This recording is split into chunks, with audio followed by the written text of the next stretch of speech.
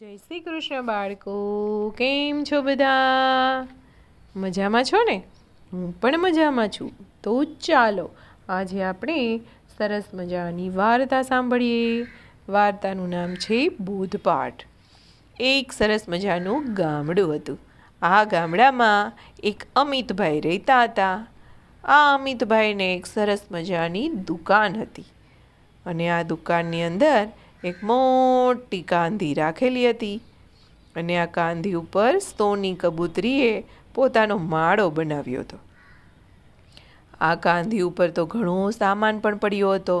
એમાં એક ડબ્બાની પાછળ આ સોનીએ ઘણા બધા ઘાસના તણખલા ભેગા કર્યા, આડાવડા મૂકી દીધા અને એમાં એને 2 ઈંડા પણ મૂક્યા.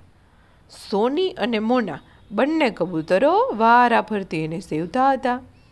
થોડા દિવસોમાં તો એ ઈંડામાંથી સરસ મજાના 2 બચ્ચા નીકળ્યા. સોની અને મોના બચ્ચાને જોઈ ઘણા પ્રસન્ન થયા. ધીરે ધીરે બધા બચ્ચા મોટા થવા લાગ્યા. એને નાની નાની પાંખો આવવા માંડી અને હવે તો એને ભૂખે લાગવા માંડી. તમારી જેમ વારે વારે મૈયાને કહે, મૈયા ભૂખ લાગી છે, મૈયા ખાવાનું આપો, મૈયા ભૂખ લાગી છે. એટલે સોની ને મોના તો આખો દિવસ ઘરની બહાર જ રહેવા લાગ્યા. વારે વારે નવું નવું ખાવાનું શોધી આવે ચાંચમાં અને બચ્ચાની ચાંચમાં આપી જતા હતા. બંને જણા એક સરસ મજાની દુકાનમાં બારી હતી. બારીના રસ્તેથી આવે, બારીના રસ્તેથી જતા હતા અને હવે તો આ બચ્ચાની નાની નાની સરસ મજાની લાલ લાલ આંખો ટગર ટગર બધું જ જોવા લાગી હતી. જેવા એના મમ્મી અને પપ્પા બહાર જતા હતા ને એટલે બંને જણા એને ટગર ટગર જોયા કરે અને બંને જણા જ્યારે પાછા આવે ત્યારે ખુશ થઈ અને ચીચી ચીચી કરવા લાગે. સોની અને મન્ના બંને જણા ચાંચમાં દાણો મૂકે અને બચ્ચા તો મજાથી ખાતા હતા. માતા પિતા ફરીથી ખાવાની શોધમાં નીકળી પડતા. સોની ને મોનાની ચાંચમાં થોડુંક જ અનાજ આવતું હતું. બચ્ચા મોટા થયા એટલે એનું પેટ ભરાતું નહોતું, એટલે એને વારંવાર આવજા કરવી પડતી હતી. હવે એક દિવસ એવું થયું, સોની ને મોના ખોરાકની શોધમાં દૂર નીકળી ગયા.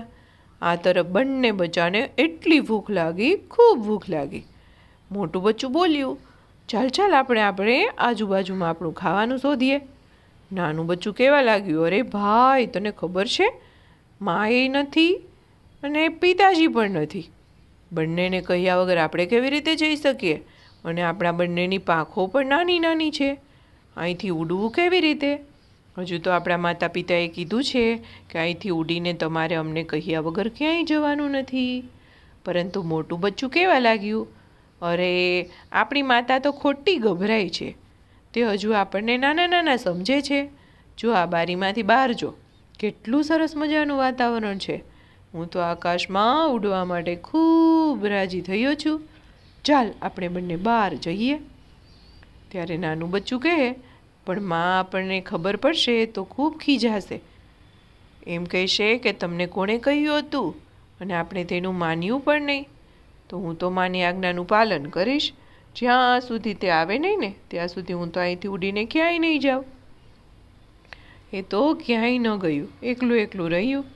મોટાએ કહ્યું, તું ન આવે તો કાંઈ નહીં, હું તો હમણાં ફર્ર કરતું બારીમાંથી ઉડીને ફરવા જઈશ. પછી તો મોટા બચ્ચાએ એની પાંખો ફફડાવી અને દુકાનના દરવાજામાંથી બહાર નીકળી ગયું. કબૂતરનું બચ્ચું બહુ જ થોડી ઊંચાઈ સુધી થોડી વારમાં જ ઉડી શક્યું. તે થોડી વારમાં થાકી ગયું. એટલામાં તો ઓરડામાં અમિતભાઈ આવ્યા અને એના મિત્રો પણ આવી ગયા. એણે કબૂતરના બચ્ચાને ઉડાડ્યું અને ઓરડામાંથી ભગાડવાનું શરૂ કર્યું. એક રૂમમાંથી બીજા રૂમમાં, બીજા રૂમમાંથી ઓસરીમાં ઉડતા ઉડતા આ બચ્ચું તો હવે પરેશાન થઈ ગયું. હવે તો બિચારું ઝડપથી ઉડી પણ શકતું ન હતું. હવે એને સમજાઈ ગયું કે માં મને માળામાંથી બહાર નીકળવાની શું કામે ના પાડતી હતી. ઘણા સમય પછી, ઘણી મુશ્કેલી પછી કબૂતરનું બચ્ચું દુકાનમાં આવી શક્યું. છોકરાઓની બૂમાબૂમથી તે રસ્તો પણ ભૂલી ગયું હતું. છોકરાઓ એને કપડું મારી મારીને ભગાડતા હતા. છોકરાઓને તો મસ્તી થતી હતી, પરંતુ આ નાના એવા કબૂતરના બચ્ચાને તો પાંખની અંદર ખૂબ દુખતું હતું. આખું શરીર આજે એને દુખી રહ્યું હતું, કેમ કે પહેલી વાર જ ઉડતું હતું. જેમ તેમ કરીને કબૂતરનું બચ્ચું પોતાના માળામાં પહોંચી ગયું. હવે સોની કબૂતરી ખાવાનો દાણો લઈને ત્યાં સુધીમાં આવી ગઈ હતી. નાના બચ્ચાએ સોનીને બધી જ વાત જણાવી દીધી. કબૂતરના મોટા બચ્ચાએ માળામાં માને બેઠેલી જોઈ લીધી. હવે તો એને બહુ શરમ લાગી, કેમ કે માએ બહાર જવાની ના પાડી હતી. પોતે બહાર ગયું, માનું માન્યું ન હતું, માની આજ્ઞાનું ઉલ્લંઘન કર્યું અને આજે એને ઠોકર ખાધી. ઠોકર ખાધી એટલે મુશ્કેલીમાં મુકાઈ ગયું હતું.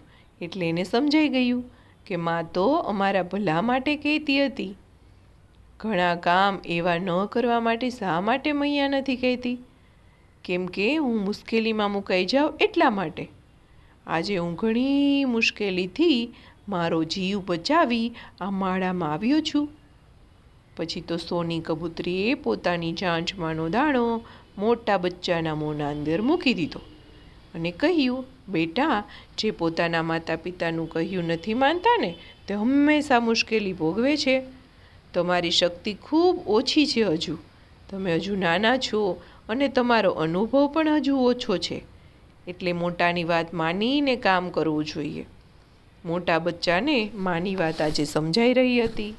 ગુટુર ગુટુર ગુટુર ગુટુર કરી એણે માની વાતને સમર્થન આપ્યું અને માને સમજાઈ ગયું.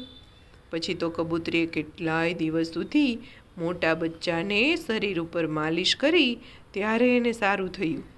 આ પછી તો એ ક્યારેય પોતાની માનું ઉલ્લંઘન કર્યા વગર બહાર જતું જ ન હતું.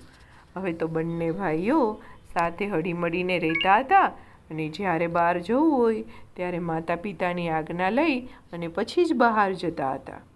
તો બાળકો આવજો. જય શ્રી કૃષ્ણ. વાર્તા થઈ ગઈ પૂરી, બાળકોને મજા પડી. ચાલો જઈએ પોઢી, નીંદર આવી પહોંચી. કાલે મળીશું ફરી, વાર્તા લઈને નવી. તો બાળકો આવજો. જય શ્રી કૃષ્ણ. નમો નમઃ.